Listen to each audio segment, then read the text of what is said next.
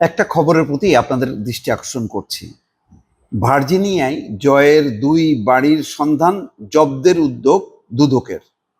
দুদক কিভাবে জব্দ করবে এটা আমি জানি না। এটা কি আমেরিকাকে সিগন্যাল দিল?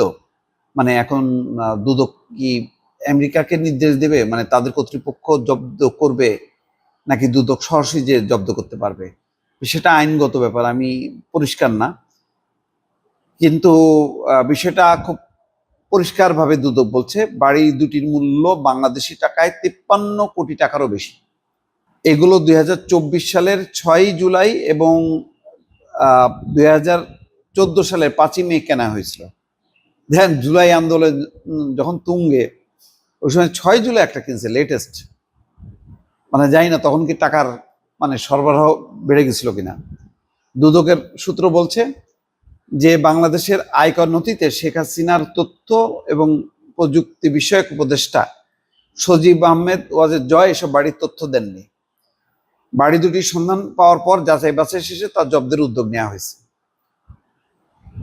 সূত্র আরো বলছে, দুদকের অনুসন্ধান দল ঠিকানা সহ সুনির্দিষ্ট তথ্য কমিশনে দাখিল করার পর কমিশন থেকে অনুমোদন দেওয়া হয়। আদালতের আদেশ পেলে আইনি প্রক্রিয়া অনুসরণ করে যুক্তরাষ্ট্রের আদালতে এই তথ্য পৌঁছানো হবে।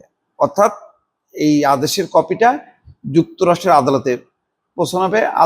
যুক্তরাষ্ট্রের আদালত এটা নিশ্চয়ই যাচাই বাছাই করবে, তারপরেই হয়তো জব্দ হবে। ইতিমধ্যে যদি তিনি মার্কিন নাগরিকত্ব নিয়ে নেন তাহলে তো আর একটা বিষয়, মার্কিন আইনে আবার কি আছে সেটা একটা দেখার বিষয়, যার ভিত্তিতে যুক্তরাষ্ট্র সরকার বাড়িগুলো জব্দ করতে পারে।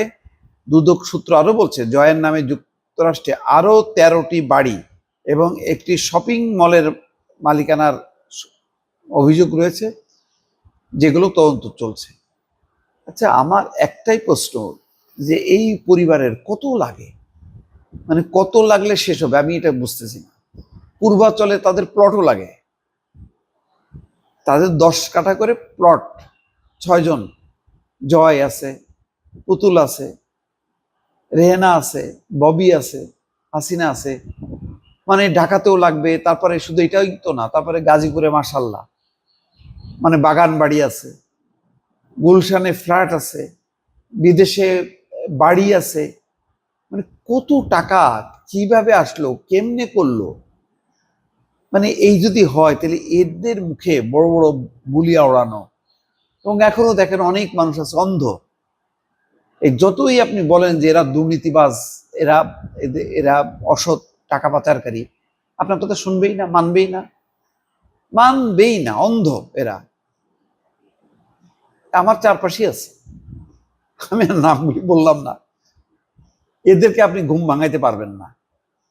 এই যে আমাদের এই দলান্ধ দলবাজ লোকজন, এই বিএনপির জন্য বিপদ, আওয়ামী লীগের জন্য বিপদ। এখানে দেখেন আপনি একদম প্রমাণ, না বিশ্বাস করবেন না। ওই যে বিবিসি বললো 8ই জুলাই তারা একটা অডিও রেকর্ড পাইছে যে যেখানে সামনে পাবা সেখানে গুলি করবা। তা বলেন না এটা ভুয়া, বিবিসিও ভুয়া, আল জাজিরাও ভুয়া। ওই যে ওবায়দুল কাদের বলতো না, বিএনপি ভুয়া, খালেদা জিয়া ভুয়া, তারেক ভুয়া। এই ভুয়া করতে করতে এখন দেখা যাচ্ছে যে এখন এই ইউনূস সরকারের বিরুদ্ধেও ছেলেবেলেরা ভুয়া ভুয়া করতেছে। মানে যাবতীয় খারাপ কিছু প্রচলন সব দেখবেন যে আওয়ামী লীগ শুরু করছে, দুর্নীতি লোপাট টোপাট করছে, মহা সুখে আছে। আর এখানে এই যে পলকের মতন ছেলেবেলেরা এখন কান্নাকাটি করে বাঁচতেছে না। তাদের তো এই রাজনীতির এই কঠিন, তারা মানে এমপি হয়েছে কম বয়সে, মন্ত্রী হয়েছে, বিলাসী জীবন দেখছে, কষ্টের জীবনটা তো দেখছে না। তাদের ওই দলের নেতা বঙ্গবন্ধু শেখ মুজিবুর রহমান, তার আদর্শের তো এরা না। তারা তো জেল খাটছে প্রায় কত 14-15 বছর, 20 বছর। এই জেল জীবন তো এরা দেখেনি, এখন আর সহ্য হচ্ছে না। এত বিলাসিতার মধ্যে ঢুকে গেছে, এখন আর জেলের খানায় পছন্দ হচ্ছে না। এই যে জয় দেখেন, এক মানে কি যেন এখানে গ্রাফিতি আঁকে, তারপরে কি করে না করে, তার পোশাক আশাক, ড্রেস আপ, মেকআপ, গেটআপ, কি বলতেছে, কি করতেছে, তার মধ্যে তার এই এত সম্পত্তি, কি করবে এরা? মারা গেলে কোথায় যাবে এগুলি সম্পত্তি, কে খাবে? আসলে এগুলি কেউ চিন্তা করে না, মরণের চিন্তা কারোরই নেই। ভালো থাকবেন, আল্লাহ হাফিজ।